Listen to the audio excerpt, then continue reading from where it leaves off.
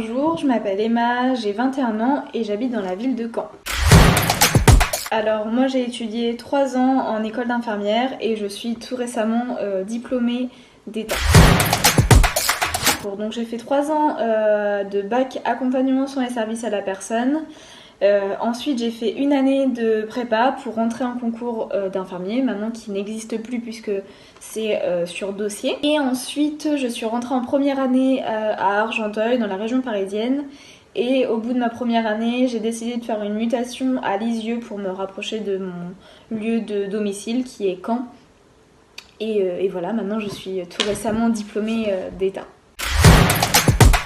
En premier lieu, il y a les cours théoriques où on va parler des pathologies, de la pharmaco, les calculs de doses, de l'anatomie, enfin tout ça.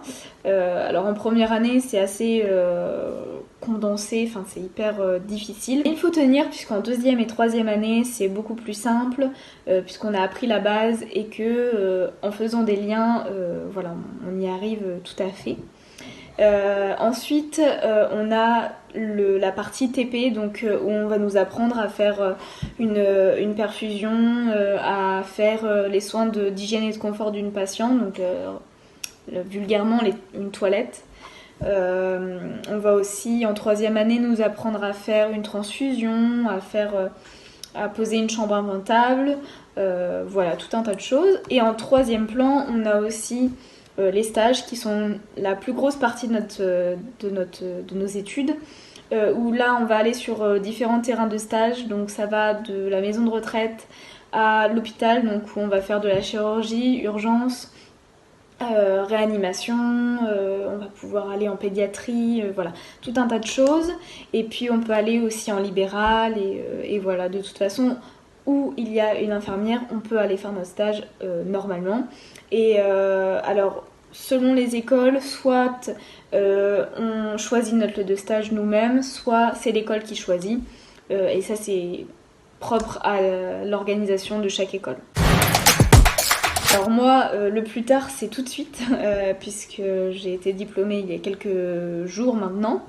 Et donc moi, j'ai postulé pour faire du domicile. Donc mon projet pro n'était pas du tout ça au départ. Je voulais travailler avec les enfants en pédiatrie, mater et néonat. Et mon dernier stage m'a décidé à faire autre chose et j'ai postulé pour faire du domicile via un établissement de soins à domicile et j'ai été prise et je suis maintenant infirmière à domicile. Alors oui, j'ai eu des expériences pro. Tout d'abord, j'ai passé mon BAFA où j'ai fait de l'animation pendant 2 ans. Ensuite, j'ai fait auxiliaire de vie. Puisqu'avec mon bac pro je pouvais, donc j'ai travaillé dans un établissement pour personnes handicapées en situation de handicap et ensuite au bout de ma première année d'infirmière je pouvais être aide-soignante et j'ai postulé donc en hospitalisation à domicile et j'ai été prise et ça fait maintenant 2 ou 3 ans que j'y travaille. Et maintenant j'y travaille plus puisque je suis infirmière, mais voilà. J'ai travaillé jusqu'au bout de mes 3 ans d'études infirmières.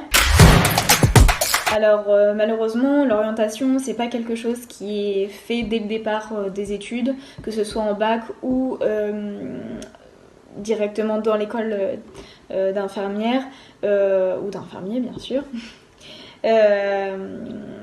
Ça se fait aussi via les stages où on va découvrir plusieurs lieux de stage, plusieurs expériences, plusieurs sortes de tuteurs, plusieurs sortes de patients et c'est là que va se forger le projet professionnel et comme quoi c'est pas fait dès même le dernier stage, on peut changer. Comme moi par exemple où j'ai voulu travailler avec les enfants puis maintenant je fais toute autre chose. Donc voilà, c'est pas fait dès le début, voilà, il peut changer à tout moment selon une expérience, un avis, voilà, c'est... Le petit mot de la fin, ce serait de vous dire que si vous souhaitez faire infirmière, il faut tenir. C'est des études qui sont pas faciles, mais au bout des 3 ans, vous allez être fiers de vous. Et la première année, je pense selon moi, est la plus difficile puisque vraiment on part de zéro et que ce soit dans l'apprentissage théorique ou dans l'apprentissage des stages, c'est vraiment pas facile, mais il faut tenir et ne lâchez pas.